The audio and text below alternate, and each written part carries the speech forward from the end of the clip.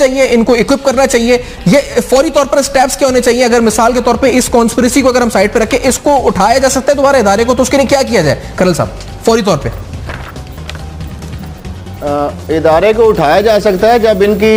एक मिल से 9 से 30 हो जाती हैं और जिस चीज़ पे हाथ रखते हैं वो सोना बन जाता है, अरबों रुपए के असासे इनके बढ़ जाते हैं, तो हुकूमत वही विल जो है इधर भी दिखाएं इस पीआई को उठाने में, क्योंकि इनके बिजनेस उठ जाते हैं। इनकी तो एक गल्फ इंश्योरेंस जो है वो कहते हैं जो स्टील मिल लगी थी 80 में, जो कि खुद 6.5 मिलियन का उसके ऊपर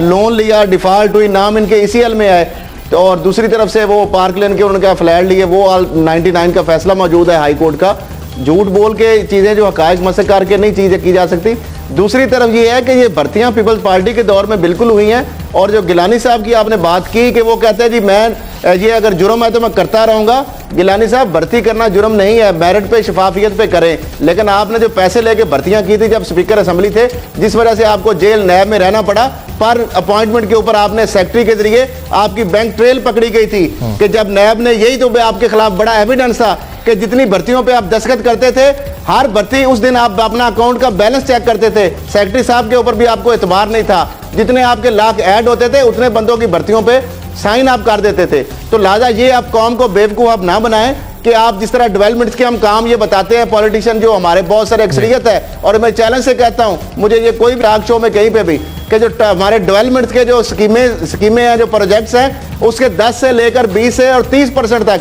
जो जेन्युइनली जो वहां पे एग्जिस्ट करती हैं, 30% उसमें MNA और MPs और सेनेटर कमीशन लेके अपने मनपसंद ठेकेदारों को पर्चियां देते हैं। इस तरीके से उनकी वजह से पर जो महकमे एग्जीक्यूशन एजेंसीज हैं वो भी उसी तरीके से लेती हैं। जिस तरह की बड़ी मिसाल आपने बस देखी थी, जिस तरह 54 बिलियन रुपए जो, लेकिन अभी असद साहब फौरी तौर पर क्या हुआ, WD के, इसका मतलब ये हो सकता है कि नियत सही हो, इंटेंशन सही हो,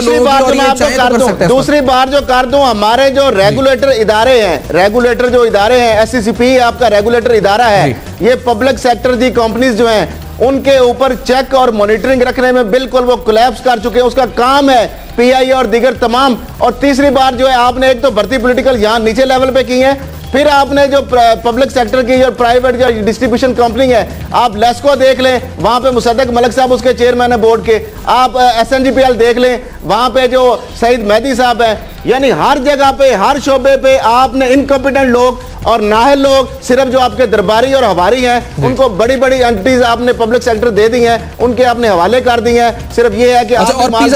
और उनको बना के